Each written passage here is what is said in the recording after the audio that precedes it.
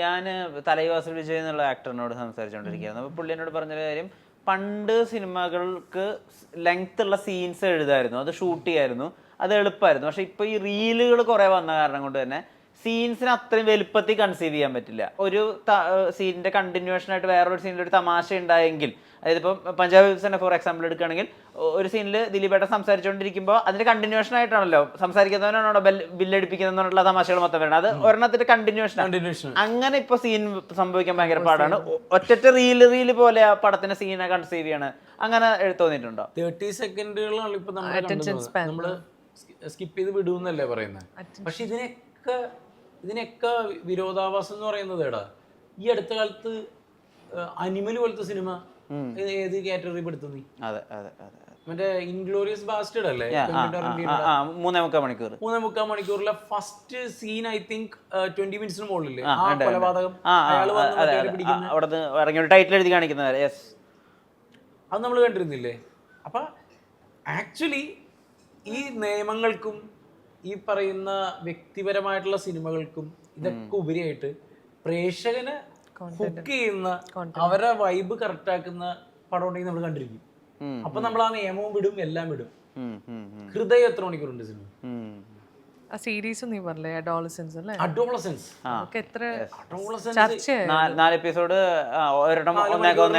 ഒറ്റ ഷോട്ടില് പരിപാടി. ഞാനത് ഇത് ഒറ്റ ഷോട്ടാണെന്ന് അറിയാൻ ഞാൻ വീണ്ടും എടുത്ത് ആവർത്തിച്ചുകൊണ്ട് എവിടെയെങ്കിലും സ്റ്റിച്ചിങ് ഉണ്ടോ എന്ന് അന്വേഷിച്ചു. പക്ഷെ നെറ്റ്ഫ്ലിക്സ് തന്നെ ഉത്തരം നൽകുന്നുണ്ട്, നോ സ്റ്റിച്ചിങ്. എനിക്ക് തോന്നുന്നു രണ്ടാമത്തെ 3-ാമത്തെ എപ്പിസോഡ്, രണ്ടാമത്തെ ആണോ കുട്ടികളുള്ള സ്കൂളിന്റെ ടൈമിൽ, അത് 9-ഓ 12-ാമത്തെ തവണ റീടേക്ക് വെച്ചേ.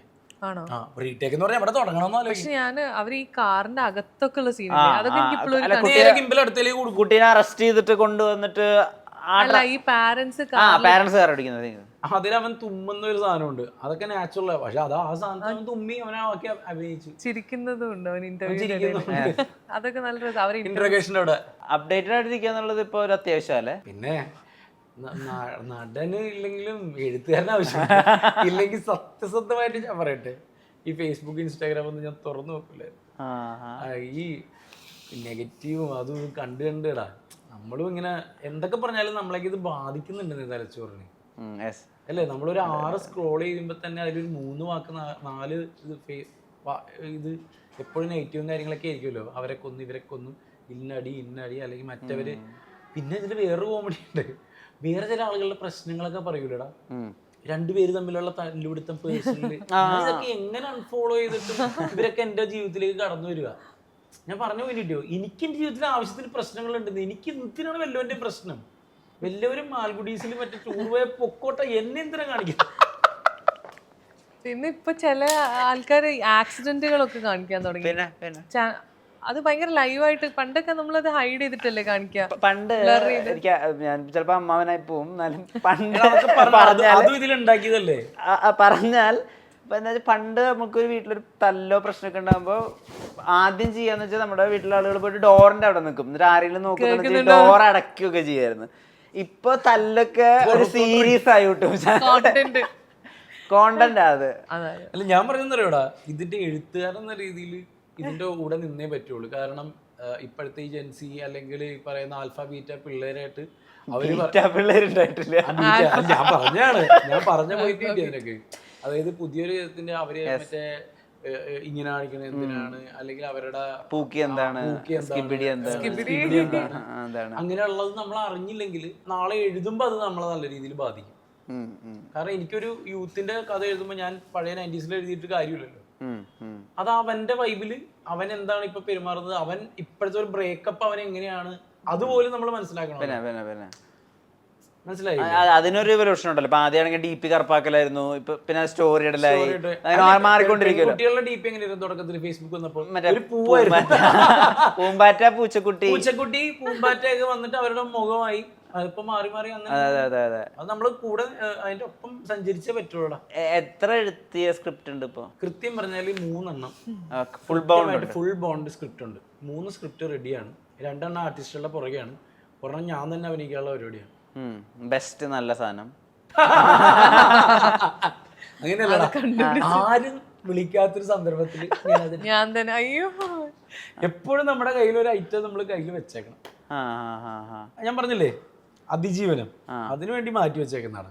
എനിക്ക് വേറൊരു ഇൻട്രസ്റ്റിംഗ് ആയിട്ട് 2 കാര്യങ്ങൾ ചോദിക്കാനുണ്ട്. നീ ചോദിച്ചോ, എനിക്ക് കുഴപ്പമൊന്നുമില്ല. ഈ അമറക് ബ്രാൻഡണിയിൽ അന്നത്തെ കേരളത്തിന്റെ സിറ്റുവേഷൻ വാസ് കുറേ ജോലികളുണ്ട്, പക്ഷെ ആളുകൾക്ക് ഏത് ചൂസ് ചെയ്യണമെന്ന് അറിയില്ലാത്തൊരു ചെറുപ്പക്കാരായിരുന്നു. അതൊക്കെ ഇപ്പൊ മാറി. അല്ല, ജോലിയുണ്ട്, കിട്ടിയ ശമ്പളത്തിൽ തൃപ്തരല്ലാത്ത ആയിരുന്നു.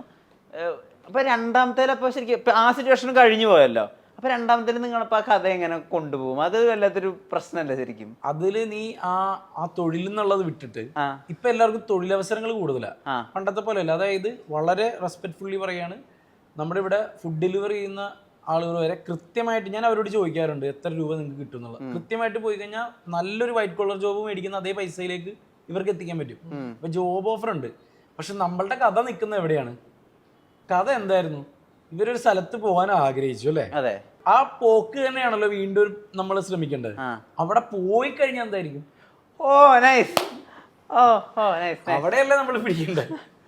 പിന്നെ ഇവർക്ക് തിരിച്ചു പോരെങ്കിലോ അത് പറ്റില്ലെങ്കിലോ? ഞാൻ വെറുതെ പറഞ്ഞാണ്, ഞാൻ പ്ലാൻ ഒന്നും ഇല്ല, അല്ല ഞാൻ പറഞ്ഞാണ്. അടിപൊളി. ഇത് കേട്ടിട്ട് മറ്റവര് വിളിച്ച് ഡേറ്റ് തരട്ടെ. രാജുവേട്ടനൊക്കെ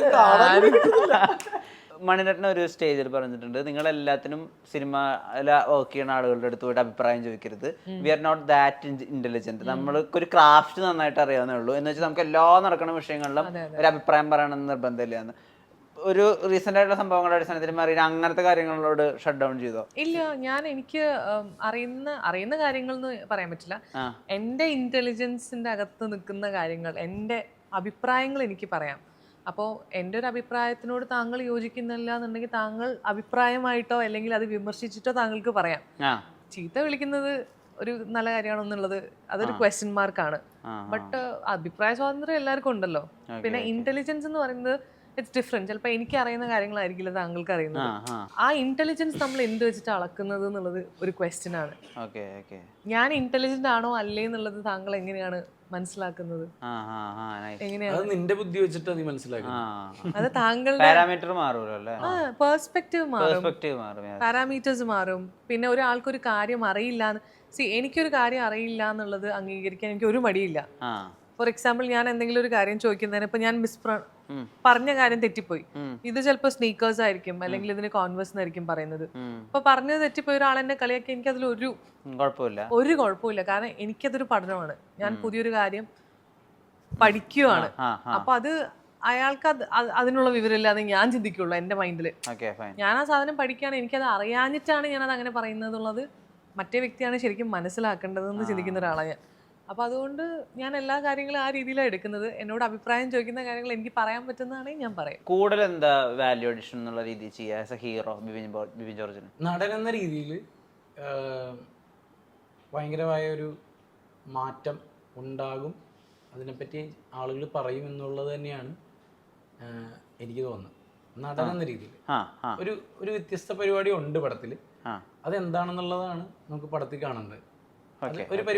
ഒരു സ്റ്റെപ്പും കൂടി ഉണ്ട്. അത് ഞാൻ കുറച്ചുകൂടി സ്പെസിഫിക്കലി ചോദിക്കാം. ഇപ്പോൾ ഫഹദ് കുറെ കാലമായിട്ട് അർബൻ റോഡുകളാണ് ചെയ്തായിരുന്നത്. മഹേഷ് പ്രതികാരം വന്നപ്പോൾ പിന്നെ ആൾക്ക് നാടനും പറ്റും എന്നുള്ളൊരു ഭയങ്കര ക്യാഷ് പോയിന്റ് ഉണ്ടായിരുന്നു അതിന്. കൂടുതൽ അങ്ങനെ എന്തെങ്കിലും സ്പെസിഫിക്കലി ആയിട്ട് അങ്ങനെ പറയാൻ പറ്റുമോ? അർബനും റൂറലും അല്ലേ ഇതിൽ? ഞാനെന്ന് പറയുന്ന ഒരു ആർട്ടിസ്റ്റ് എനിക്ക് ചെയ്യാവുന്ന പരിധിക്ക് മുകളിൽ കുറെ കാര്യങ്ങൾ ചെയ്തിട്ടുണ്ട്. അങ്ങനെ എനിക്ക് വളരെ സിമ്പിൾ ആയിട്ട് പറയാൻ പറ്റുള്ളൂ. കാരണം എനിക്ക് ഡീറ്റെയിൽ ആയി കഴിഞ്ഞാൽ കയ്യിൽ നിന്ന് പോകും. ഇതാണ് വളരെ സിമ്പിൾ ആയിട്ട്. നിനക്കും കണ്ടു കഴിയുമ്പോൾ ചേട്ടാ കൊള്ളാട്ടോ എന്ന് തോന്നുന്ന എന്നാ ഒരു ആർട്ടിസ്റ്റ് ചെയ്യാൻ കൊതിക്കുന്ന രീതിയിലുള്ള ഒരു ഐറ്റം ഉണ്ട് പടത്തിൽ. അത് കിട്ടിയത് എന്റെ ഭാഗ്യമാണ്. എനിക്ക് എപ്പോഴും നല്ല പാട്ട് കിട്ടാറുണ്ട്, അതേപോലെ ഈ ക്യാരക്ടർ. ലാസ്റ്റ് ചോദ്യം, തുടരുന്ന സിനിമ തിയേറ്ററിൽ കണ്ടുകൊണ്ടിരിക്കുകയാണ്. ലാലേട്ടൻ ഒരു ഐക്കോണിക് ജമ്പ് ഉണ്ട്. അത് കാണുമ്പോൾ എല്ലാ ലാലേട്ടൻ ഫാനിനും ഭയങ്കര ആവേശം തോന്നുന്നുണ്ട്. നമ്മുടെ കൂടെ സിനിമയൊക്കെ ചെയ്യാൻ ആഗ്രഹിക്കുന്ന ആൾക്കാരില്ല. അപ്പം അവരൊക്കെ കണ്ടുകൊണ്ട് ഞാൻ ഇങ്ങനത്തെ ഒരു സാധനമാണ് എഴുതാൻ ഉദ്ദേശിക്കുന്നതെന്നൊക്കെ പറയുന്നുണ്ട്. ഇൻഡസ്ട്രിയിൽ മൊത്തമായിട്ട് അറിയാം ബിബിൻ ജോർജിന്റെ മിഷൻ ഉണ്ണികൃഷ്ണൻ കുറേ കാലമായിട്ട് ലാലേട്ടന് വേണ്ടിയിട്ട് ഒരു സാധനം എഴുതുന്നുണ്ട് എന്ന് പറഞ്ഞിട്ട് നിങ്ങൾ എഴുതുമ്പോഴും അങ്ങനെ ഒരു ഫാൻ ബോയ് സംഭവമായിരിക്കുമോ? എന്താ ചെയ്യുക? ഫാൻ ബോയ് സംഭവം തന്നെയായിരുന്നു എഴുതിയത്. ഞങ്ങൾ ലാലേട്ടന് വേണ്ടി എഴുതിയല്ലോ, കൊണ്ടേക്ക് ഏൽപ്പിച്ചു. പക്ഷെ അത് വർക്കായില്ല. സ്വാഭാവികമായിട്ടുള്ള കാര്യമാണ്, ഒരാൾക്ക് ഇഷ്ടപ്പെട്ടാലല്ലേ അല്ലേ? അപ്പൊ ഞങ്ങൾ ഇനി എന്ത് ചെയ്യും? ഇനിയും ശ്രമിക്കുമ്പോഴും ഞങ്ങൾ ഇനിയും ശ്രമിക്കും. അങ്ങനെ തന്നെ അത് ഇപ്പൊ ഒരു വ്യത്യാസം ഇവര് പറഞ്ഞതിൽ എനിക്ക് മനസ്സിലായതേ, ആന്റണി ചേട്ടനൊക്കെ ഒരു കാര്യം പറഞ്ഞു. അതായത് എപ്പോഴും എഴുത്തുകാർ കൊണ്ടുവരുമ്പോൾ ലാലേട്ടൻ എന്ന് പറയുന്ന പുള്ളിയുടെ ഓറയും പുള്ളിയുടെ ഈ മാസ് ഓറയും വെച്ചിട്ടാണ് ഓൾറെഡി പ്രീ പ്ലാൻ ചെയ്ത് കൊണ്ടുവരുന്നത്. അപ്പൊ അതില് അദ്ദേഹത്തിന് എക്സൈറ്റ് ചെയ്യാനുള്ള സാധനങ്ങൾ ഉണ്ടാവില്ല. ശരിയാണ്, കാരണം അദ്ദേഹം ചെയ്ത പരിപാടികൾ തന്നെ ആയിരിക്കും നമ്മൾ പറയുന്നത് എന്നുള്ളതാണ് സത്യമാണ്. അപ്പൊ ഇനി വരുമ്പോ ഒരിക്കലും പ്രതീക്ഷിക്കാത്തൊരു സാധനമായിട്ട് ചെല്ലണം എന്നുള്ളത് തന്നെയാണ്. ഇതിപ്പോ മമ്മൂക്കയാണെങ്കിലും ലാലേട്ടനായാലും നമുക്ക് നമ്മുടെ ഈ കാലഘട്ടത്തിൽ ജീവിച്ചിരിക്കുന്ന ഇത്രയും വലിയ ലെജൻഡുകൾ, അപ്പൊ അവരെ വെച്ചിട്ടൊരു പടം ചെയ്യുക എന്നുള്ളത് തന്നെയാണ് ഞങ്ങളുടെ ഏറ്റവും വലിയ ആഗ്രഹം. ശ്രമങ്ങൾ തുടരും. ആ തുടരിന്റെ ഒപ്പം നമ്മളുടെ ഒരു കൂട്ടും കൂടും. തിയേറ്ററിൽ നിന്ന് ആളുകൾ സിനിമ കാണുമ്പോൾ ഉണ്ടാവുന്ന ഒരു യൂഫോറിയ ഉണ്ട്, അത് വേറെ തന്നെയാണ്. അത് കൂടുതൽ വർക്കാവട്ടെ. ആൻഡ് നിങ്ങൾക്ക് രണ്ടുപേരും ജനങ്ങൾ കൂടട്ടെ. അതെ, ജനങ്ങൾ കൂടട്ടെ. ആൻഡ് എനിക്കൊന്ന് 150 ദിവസം വരെ 100 ദിവസം വരെ ഓടിയിട്ടുണ്ടായിരുന്നു പഴയ ബോംബ്. അത് ആ 100 ദിവസം പോസ്റ്റർ ഒട്ടിക്കുമ്പോൾ പോയി നോക്കിയിരുന്ന ഒരു ബിബിൻ ജോർജ് ഇല്ല, ആവേശത്തോട് കൂടിയിട്ട് അതിന്റെ ഒരു വേർഷൻ റിപ്പീറ്റ് ആവട്ടെ. ഇതിനൊരു അർഹതയുണ്ട് ഈ സിനിമയ്ക്ക്, അതൊന്ന് തിരിച്ചറിഞ്ഞാൽ മതി ഓഡിയൻസ്. ഇതിന്റെ ഒരു അർഹത തിരിച്ചറിഞ്ഞാൽ മതി. ഇവർ ഈ ഗുമസ്തലിലാണെങ്കിൽ പോലും നമുക്കൊരു നല്ല പടം എന്നുള്ള ഒരു പേര് വന്നല്ലോ, അതേപോലെ ഒരു പേര് വന്ന് ആളുകളുടെ ഇടയിൽ കുറച്ച് സംസാരം ഉണ്ടാവുക, ബാക്കി കാര്യങ്ങള് പ്രൊഡ്യൂസറിനൊന്ന് അത്രയൊക്കെ തന്നെ ഉള്ളൂ. Thank you for the time. താങ്കൾ സിനിമ കാണണം കേട്ടോ. അവനെ എല്ലാ പടം കാണുന്നു.